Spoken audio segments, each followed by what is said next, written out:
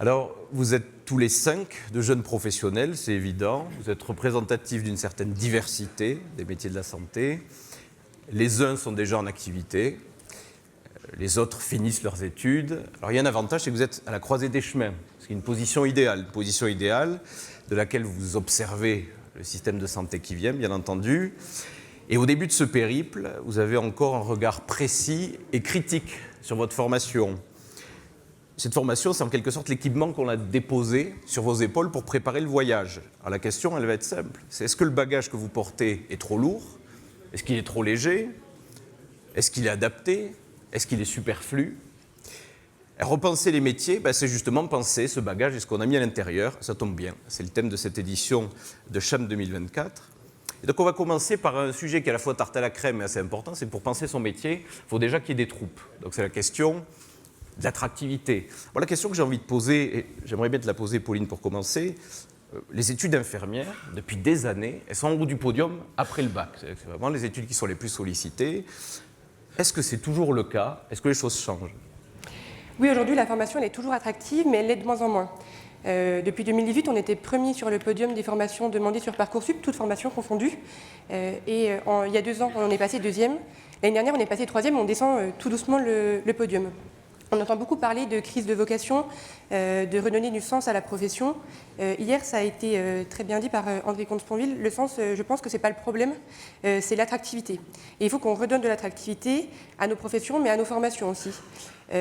Aujourd'hui, on arrive à attirer les jeunes dans nos formations, mais on n'arrive pas à les garder, que ce soit en tant qu'étudiant ou plus tard en tant que professionnel. Et c'est là où il faut agir. Pour repenser une profession, il faut d'abord repenser une formation pour avoir des fondements solides. Aujourd'hui, on ne peut pas se satisfaire d'une formation qui est complètement défaillante. Prenons par exemple l'encadrement. La plupart du temps, en stage, il est soit délétère, soit inexistant. Les conditions de stage, elles sont catastrophiques. Donc c'est maintenant qu'il faut agir avant qu'on ait des problèmes d'attractivité depuis la formation.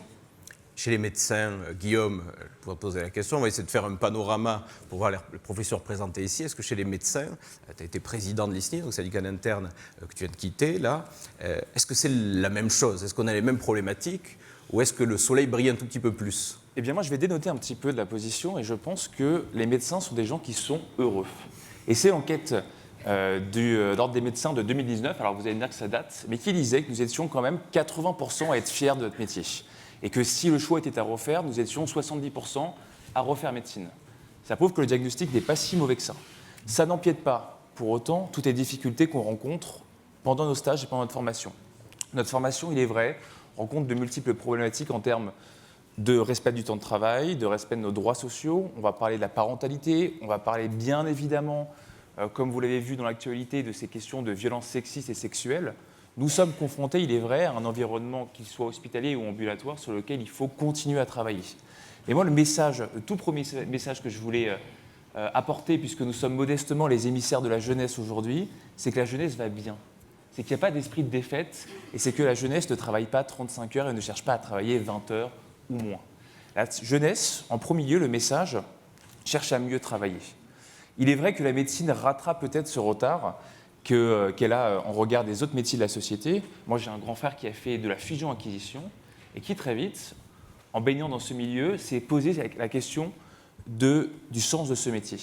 Et petit à petit, les médecins, comme les autres métiers de cette société, commencent eux aussi à se poser la question du sens de leur métier et d'un meilleur équilibre entre la vie professionnelle et la vie personnelle, tout simplement. Donc, pas d'esprit de défaite, des chiffres qui sont plutôt mauvais, mais pour autant pas d'optimisme avec de la fleur au fusil. On a beaucoup de dossiers sur lesquels il faut qu'on travaille et sur lesquels on va discuter. Sur les défections, juste vraiment en un mot, qu'on ait une petite idée. Chez les infirmières, c'est à peu près combien de personnes qui partent pendant les études? Après, pendant les études, on n'a pas de chiffres très précis, mais entre 15 et 30% quand même. Et chez les médecins, à peu près 10%. Pour terminer ce premier panorama, Alix, donc toi tu es directrice d'établissement. Je veux heurter personne, mais on m'a laissé dire que pendant longtemps, la carrière de direction hospitalière, c'était la voie de garage lorsqu'on avait raté l'ENA. C'est quelque chose qu'on me dit, je ne sais pas si c'est vrai, en tout cas ça se dit. J'ai l'impression, et ça c'est plutôt une bonne chose, que ça change et que ça change plutôt pas mal. Est-ce que c'est vrai? Ça commence fort. Oui, effectivement, je trouve que ça change. Je vais peut-être aussi, ça va peut-être interroger, mais je pense que ça saute moins aux yeux, mais les directeurs d'hôpitaux, nous sommes des hospitaliers comme les autres. Et donc c'est faux de dire, je pense que tous les directeurs d'hôpitaux viennent là par défaut, je pense que c'est une minorité. La plupart viennent là parce qu'ils veulent s'engager pour le système de soins, le système hospitalier. Il y a eu des vocations qui se sont nées pendant la pandémie Covid-19. Là, cet été, le Centre national de gestion a annoncé des évolutions dans les modalités de recrutement en mettant un petit peu plus de place aux matières type économie de la santé, santé publique, et également des épreuves sur les épreuves orales, plus sur les capacités de management. Donc on est vraiment, je trouve, dans cette trajectoire, on veut recruter des hospitaliers. Néanmoins, ce qui reste, c'est vraiment de faire connaître vraiment le métier de directeur d'hôpital au grand public. Moi, à chaque repas de famille, je suis obligée de réexpliquer ce que je fais, à quoi je sers. Je pense que vous demandez dans la rue à quoi sert un infirmier, un médecin, un directeur d'hôpital, personne n'est capable de vous le dire. Donc là, il y a encore vraiment un vrai travail à faire. Alors, si vous voulez, ayant fait ce premier tour de table, il y a une question qui revient tout le temps. On l'a vu à la fois dans les débats et puis là, lors de cette édition de CHAM, c'est la coopération. Donc là, on représente tous des professions différentes qui, en tout cas, travaillent dans un même endroit la plupart du temps, dans une même identité de lieu et d'espace, question de la coopération interprofessionnelle. Alors, ce qui me marque, moi, en tant que médecin, c'est que cette coopération, sur le terrain, souvent, elle fonctionne plutôt bien, mais certains la voient comme un danger. Je dis ça, j'aimerais rappeler quand même cette campagne qui a été réalisée lors de l'apparition des IPA, d'un syndicat de médecine libérale, avec écrit sur cette affiche « Est-ce que vous laisseriez le steward piloter l'avion ?» Ça m'a beaucoup choqué. J'aimerais savoir pourquoi, Guillaume ou Isaac peut-être, celui qui veut y répondre, pourquoi cette peur chez les médecins? Est-ce que ça veut dire quelque chose est-ce que ça vient heurter la représentation qu'on se fait de notre métier? Qu'est-ce que ça dit, notre profession? Alors, probablement que le problème, c'est initialement déjà un besoin de coopération qui est un petit peu, qui n'est pas entendu au départ. C'est-à-dire, quand on se lance dans la carrière, on se lance dans nos filières, avec un besoin de se créer, nous, comme une ressource aux dépens ou malgré les autres, parmi les autres. Et donc, il y a un besoin fort de se créer une identité qui passe par, effectivement, la création de son propre précaré. Ensuite, il y a vraiment cette idée de la performance dont on a parlé initialement, qui crée des hubs d'attractivité. Et donc, il y a des activités qui sont intéressantes et d'autres qui ne le sont pas. Et je pense que c'est ce qui créer initialement aussi cette divergence de besoins et le besoin de coopération qui n'est pas initialement identifié. Plus qu'une peur, je pense que c'est encore un réflexe. On a encore le réflexe de camper sur nos positions. Alors, je ne vais pas parler de corporatisme parce que je pense qu'on évolue aussi à ce niveau-là. Mais en tout cas, les jeunes, on a dit qu'on mettait les pieds dans le plat, mais les jeunes médecins, je pense, ont une volonté quand même de collaborer davantage avec des professionnels de santé. Et je vous prends l'exemple de la cardiologie, dont je suis l'heureux titulaire et représentant. La cardiologie, on bosse quotidiennement avec les IPA et ça se passe bien. C'est-à-dire qu'en fait, en tant que cardiologue, on a tout un tas de missions. Déjà, on a du mal à faire de la prévention. Prenez l'exemple de l'hypertension artérielle. L'hypertension artérielle qui est probablement l'une des maladies qu'on connaît depuis le plus longtemps. Quand vous savez que vous avez 15 à 20 millions de gens qui sont hypertendus en France et que nous arrivons à correctement traiter seulement 25% des gens, des patients. Ça veut bien dire une seule chose, c'est qu'on a beau avoir les traitements, c'est qu'on a beau avoir la technique, il faut des gens, il faut d'autres métiers pour collaborer et pour faire en sorte que mon patient va prendre son traitement, que l'observance soit bonne, qu'il comprenne les avantages de ce traitement et qu'il en fasse sien. Donc d'où l'intérêt de ces nouveaux métiers. En cardiologie, ça se passe bien. En urgence, ça commence petit à petit à faire son arrivée. Et après, effectivement, le point d'achoppement reste le libéral, où les points de rencontre sont un petit peu moins réguliers. On voit qu'il y a les CPTS qui sont en train de se développer, qui pourraient constituer quelque chose. Mais il est vrai que pour le médecin généraliste, il a moins l'occasion de collaborer étroitement et surtout quotidiennement avec son IPA. Donc forcément, ça engendre une certaine forme de peur qui bientôt sera des réflexes et puis après une acceptation, tout simplement. Alors, je donnais l'exemple des IPA, mais on pourrait donner celui-ci à chaque fois qu'il y a des sujets qui sont posés. C'était le cas avec la délivrance d'antibiotiques dans le cas des cystites par les pharmaciens. En fait, c'est des sujets qui reviennent assez souvent, qui arrivent à chaque fois par petits pas, qui créent des réactions souvent disproportionnées par rapport au petit pas qui est réalisé. Donc ça, c'est toujours difficile. Bon, a priori, il y a quand même des raisons d'être optimiste. On pourrait se dire que le fait d'être en contact, finalement, permet de favoriser cette collaboration.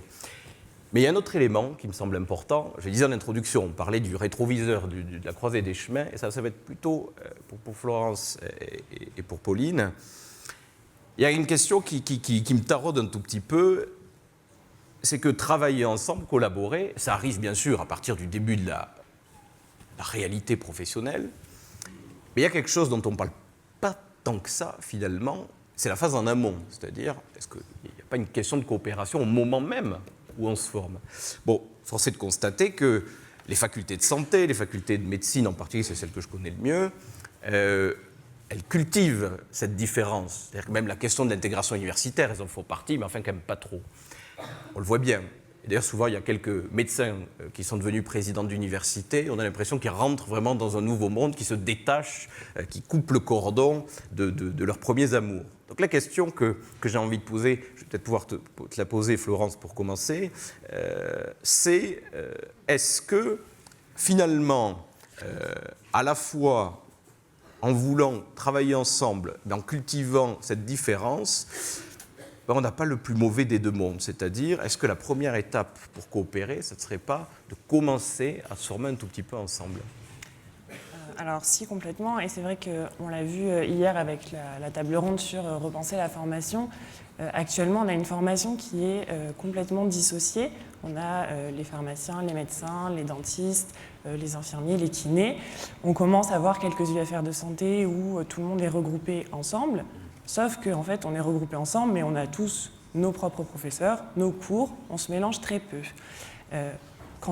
Peut-être qu'il faudrait repenser cette formation, revenir sur un modèle comme sont tous les autres modèles de licence, master, doctorat, avec des facultés de santé, où on serait tous au même niveau, et où ensuite on ferait des options en sciences médicales, sciences infirmières, sciences pharmaceutiques, ce qui permettrait, en fait, on l'a beaucoup dit, on est dans nos silos, on est dans nos professions. Aujourd'hui, on a une culture de la profession, on a un culte de la profession. Est-ce qu'il ne faudrait pas revenir à une culture de la santé? Et pour revenir à une culture de la santé, il faut avoir une formation qui est complètement commune.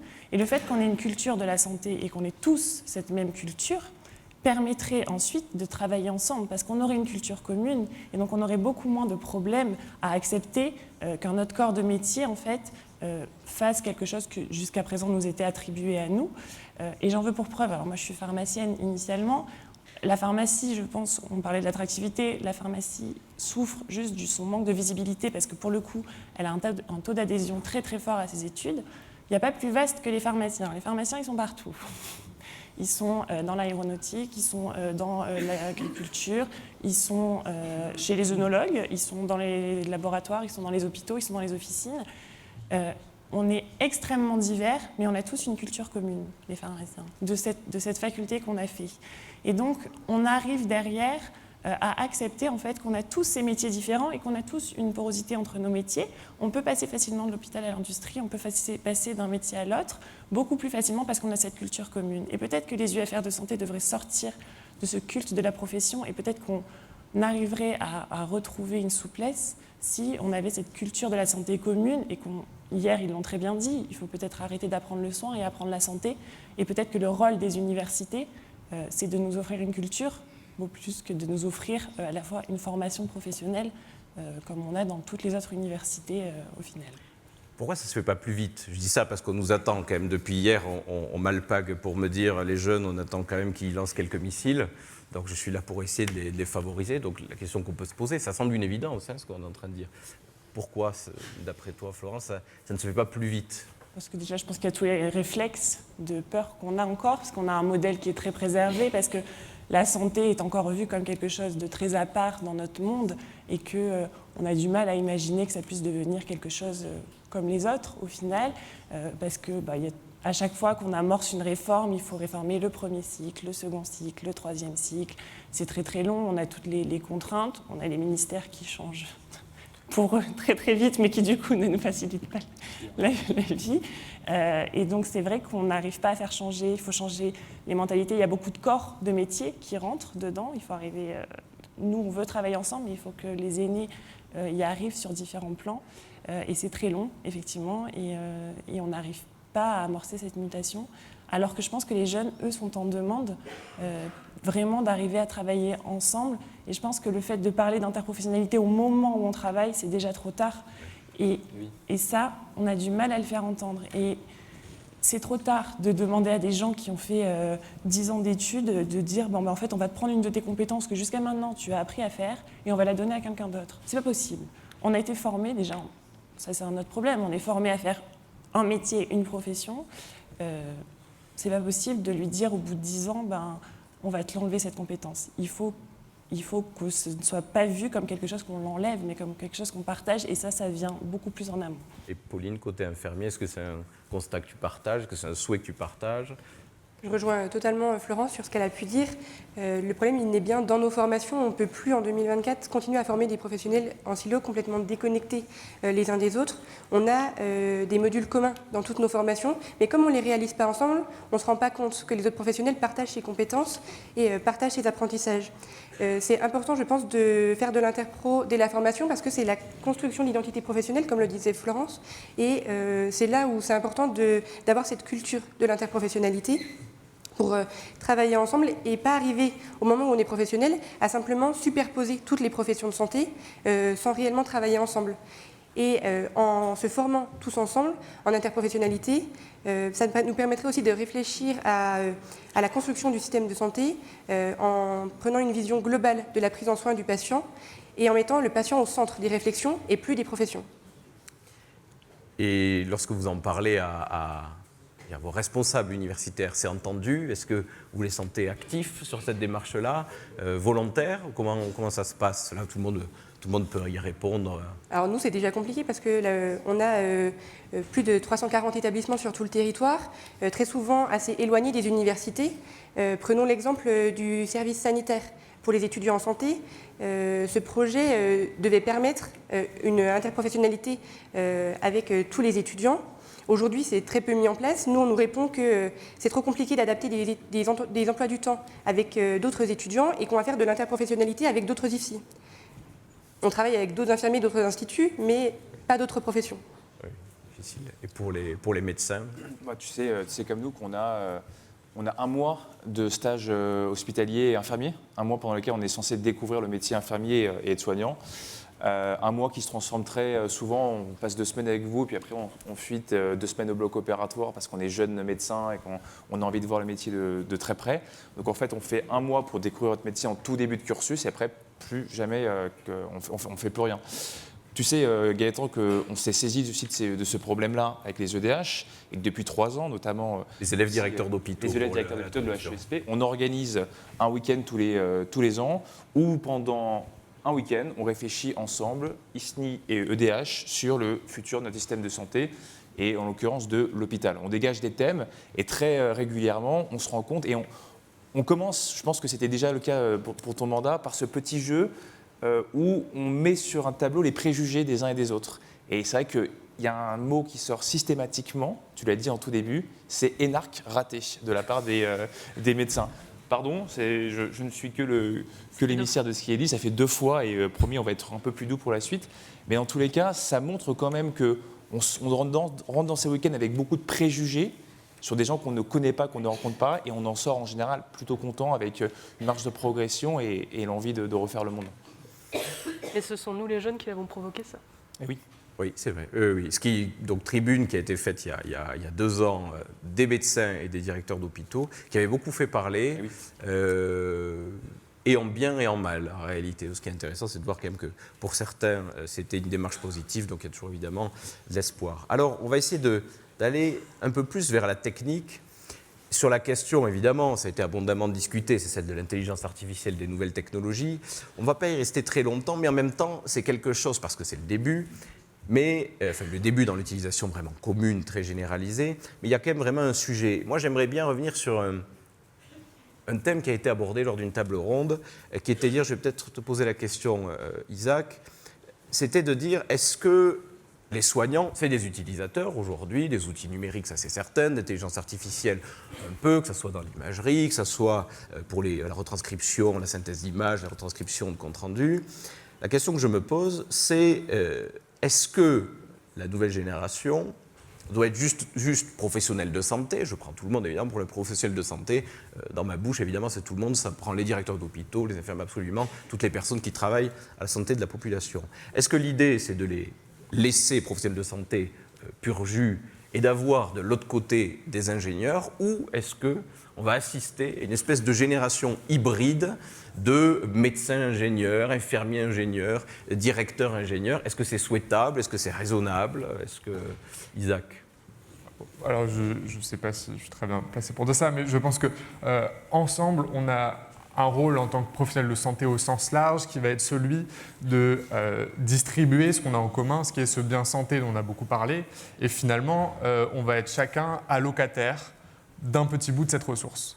Et donc, on va être allocataire de la ressource en tant que prescripteur ou délivreur, où en fait le champ de la prescription et de la distribution des actes notamment s'élargit, mais on est aussi allocataire de nous-mêmes dans un système où il y a effectivement des pôles d'attractivité qui se renforcent du fait de l'hypertechnologisation, des choses comme ça, pour délaisser les actes très primaires en fait finalement. Aujourd'hui, on a plus de chances de, je sais que Guillaume, c'est de tes activités, de faire des carticelles, c'est quelque chose qui, on a plus d'accès à une prescription de carticelles que probablement une délivrance d'Augmentin en pharmacie de ville. Alors, est-ce que, voilà, comment on repense tous ensemble nos rôles dans l'allocation d'un bien qui est commun? C'est ça probablement la question qu'on va devoir se poser, et comment on se répartit ensemble ces différentes tâches. Et là, pour le coup, il n'y a pas d'histoire de profession, etc. Nous sommes ensemble allocataires de ce bien qui est commun, à nous citoyens. Et je pense qu'une première partie de la réponse est de se dire que nous sommes avant tout tous citoyens qui distribuons ce bien. Et voilà, je pense. Guillaume, tu m'avais pas mal parlé de cet aspect où tu l'utilises et tu es assez branché sur ces questions IA, nouvelles technologies, etc. Toi, tu le vois comment, la réponse à cette question? C'est-à-dire, est-ce que médecin-ingénieur, sachant que ce qui est assez intéressant, c'est depuis qu'il y a la réforme de la passerelle, c'est-à-dire la possibilité d'avoir un accès un peu facilité aux études, en tout cas aux études médicales, on a beaucoup d'ingénieurs qui sont devenus médecins, donc ça a commencé à changer un tout petit peu la culture. Est-ce que toi, tu penses que c'est quelque chose qui doit devenir normal, ou est-ce que finalement, c'est vraiment deux professions différentes, il n'y a aucune raison de venir hybrider celle-ci? Il y a deux éléments. Le premier, c'est pendant notre formation, l'intelligence artificielle. Moi, j'ai mis ça un peu à une vague qui est en train de nous arriver dessus et auquel il faut être préparé. Il nous faut la bonne planche de surf pour y aller, parce que sinon, on va se faire submerger. Et ça commence par l'intégrer dans la formation. Je vous prends l'exemple très concret de mon quotidien de cardiologue, où j'étais en soins intensifs de cardiologie dans un petit hôpital parisien du 13e, dont je tairai le nom. Et forcément, on a des patients un peu compliqués. Et donc, on s'amuse à interroger ChatGPT pour qu'il nous aide un petit peu sur le diagnostic. Mais pour être très honnête, on n'attendait pas grand-chose. C'était juste pour l'amusement. Et ChatGPT, à ce moment-là, nous sort un article du New England Journal of Medicine, qui est un petit peu la panacée dans la littérature scientifique, avec un nom d'auteur, une année qui n'existait pas. Donc, ChatGPT m'avait tout simplement inventé un article qui faisait référence et qui était écrit. Et ça, c'est hyper inquiétant parce que, alors, ce sont les anciennes versions de ChatGPT, elles ont évolué, on me l'a bien rappelé pendant ce week-end, mais dans tous les cas, moi, je suis jeune interne, je suis jeune externe, si je ne m'approprie pas, si on ne m'apprend pas à gérer cet outil, je peux faire des erreurs derrière. Il y a une question d'éducation, de formation. Il y a une question d'éducation, de formation qui est absolument primordiale. Elle est présente ou pas, cette formation? Elle est absolument pas présente. On utilise ces nouvelles technologies à tâtons et sans réelle formation. Et puis, il y a aussi, je pense, encore une fois, une certaine forme de peur de certains médecins qui est de se dire que l'IA va remplacer la pratique médicale. Alors, moi, je mettrais un petit peu de frein là-dessus en assimilant un peu l'intelligence artificielle à un super stéthoscope. Vous avez beau avoir le meilleur stéthoscope du monde, si vous ne placez pas le stéthoscope au bon endroit, vous n'allez pas entendre le cœur. L'IA est une aide, l'IA est un outil.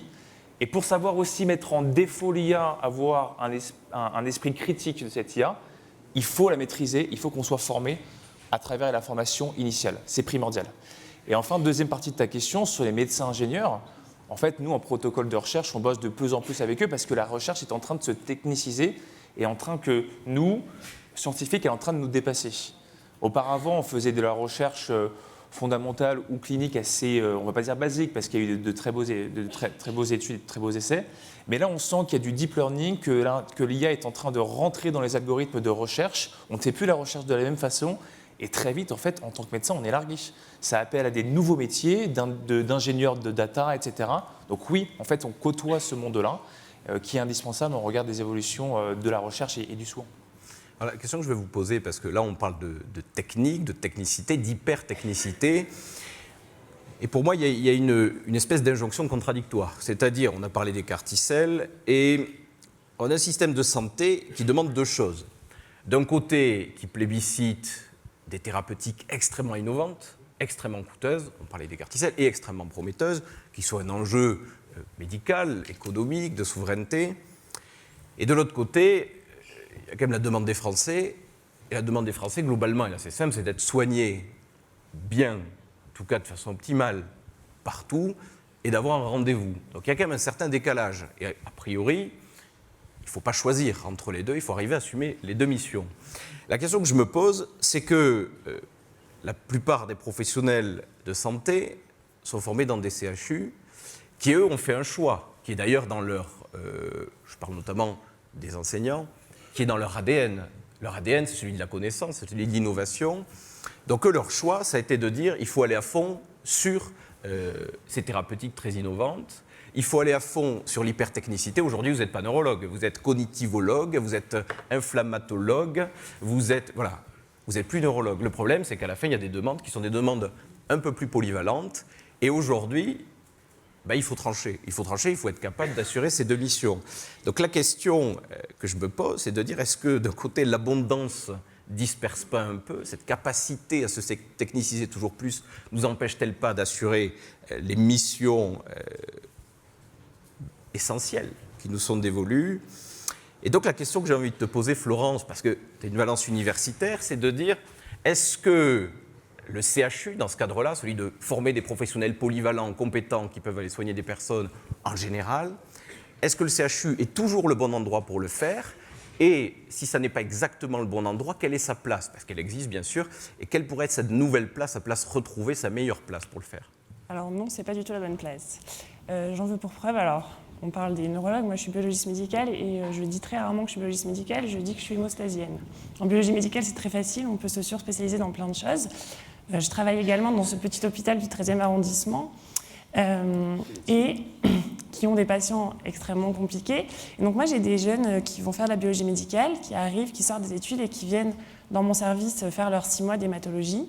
Et moi, je leur apprends à gérer des patients qui thrombosent, qui saignent. On va en réa, on fait des trucs qui sont passionnants, extrêmement intéressants.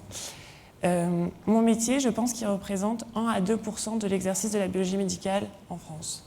Moi, derrière, ces jeunes-là qui sortent de l'internat et qui je leur montre tout cet aspect-là du métier, 70% d'entre eux vont être en laboratoire médical de ville, en biologie privée, à faire du polyvalent et à faire du tout venant, donc en fait des bilans qui sont pour la plupart du temps normaux. Et c'est extrêmement compliqué de leur dire, vous voyez cet exercice-là, qui est absolument génial, vous le voyez au tout début de vos études, mais vous n'allez certainement jamais le pratiquer. Comment on peut derrière leur donner envie de faire un métier polyvalent alors qu'ils voient cette hyper-technicité-là? Et moi, je leur dis, je ne vous forme pas votre métier, de toute façon, je ne le connais pas, ce métier, parce que je ne l'exerce pas, ce mode d'exercice-là. Et c'est vrai que c'est problématique, et c'est vrai que moi, je sors juste de l'internat, je suis chef de clinique depuis quelques mois, et je me pose la question de ma place, de comment je forme ces internes. Et non, je ne pense qu'on en a besoin du CHU, on a besoin de former des hyper-spécialistes, mais si nous, on peut être hyper-spécialistes, c'est parce qu'on a des gens qui font du polyvalent derrière et qui nous permettent de repérer ces cas problématiques, qui nous les envoient derrière. Et donc, effectivement, il faut repenser cette formation. Il faut peut-être envoyer les jeunes, les internes, en début, plutôt dans les périphéries, plutôt dans les CH, plutôt dans des exercices de ville qu'ils vont exercer, et ensuite faire un entonnoir et revenir vers le CHU, parce qu'en plus, ils auront les bases de leur métier. Moi, je leur apprends des choses, alors qu'ils n'ont même pas les bases de leur métier. Et avant d'aller savoir qu'est-ce qu'on fait sur un patient qui saigne, peut-être qu'il faut savoir interpréter un TP-TCA fibre. Et ça, c'est le problème. Effectivement, les CHU ont quasiment le monopole, parce qu'en plus il y a la permanence des soins, donc il faut que les internes soient là pour assurer la permanence des soins. Mais on ne forme pas, et non seulement on ne les forme pas, mais surtout on ne leur donne pas envie de faire leur métier. Parce que moi, c'est ce que les internes me disent. Ils me disent, j'ai pas envie d'aller dans le privé, ça m'attire pas. Oui, je comprends que ça t'attire pas, puisque en plus, on a une tendance dans les CHU à déconsidérer ces métiers polyvalents et à dire que si on va vers ces métiers, on a plutôt raté notre cursus. Donc peut-être déjà, il y a un travail qu'on doit faire, nous, les hospitaliers universitaires, sur quelle image on donne des autres métiers et de ceux qui ne sont pas des ultra spécialistes. Et ensuite d'envoyer la formation et de préserver la formation en CHU à vraiment un petit pôle. Et ensuite, en deuxième plan, pour assurer la polyvalence, et parce que les gens de tous bords, ils ont besoin de biologistes médicaux qui font leurs analyses de sang. Et en une question, la question que je me pose évidemment en t'écoutant, c'est de dire, mais le rôle d'un universitaire, est-ce que c'est créer de la connaissance ou est-ce que c'est d'apprendre un métier ? Alors, aujourd'hui, en médecine, on considère que c'est d'apprendre un métier. Le rôle d'un universitaire, c'est d'apprendre de la connaissance. Le rôle d'un hospitalo-universitaire, il va être d'apporter une connaissance, mais aussi d'apporter des certaines compétences et une certaine profession. Mais la profession qu'un hospitalo-universitaire peut apprendre doit arriver dans un second temps parce que ce n'est pas la majorité de ce que font les professionnels de santé. Et aujourd'hui, on apprend nos métiers quasiment qu'à travers des hospitalo-universitaires et des hospitaliers, mais qui travaillent en hospitalo-universitaire. Et peut-être que c'est problématique, oui. Et alors, ce qui est assez intéressant, c'est de voir que chez les professionnels de santé, ça se technicise beaucoup. Chez les directeurs d'hôpitaux, Alix, tu me disais, on a l'impression que c'est un peu l'inverse, c'est-à-dire que la nécessité de la polyvalence, elle apparaît beaucoup plus importante. C'est le cas ?